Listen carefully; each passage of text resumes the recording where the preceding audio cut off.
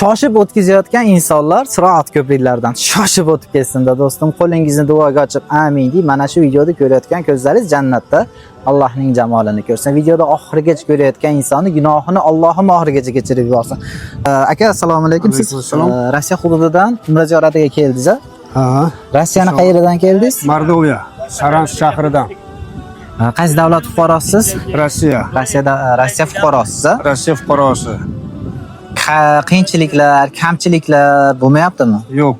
Alhamdulillah, hammasi yaxshi, hammasi joyiga. Mana turmush o'rtog'im bilan keldik. Xursandmiz.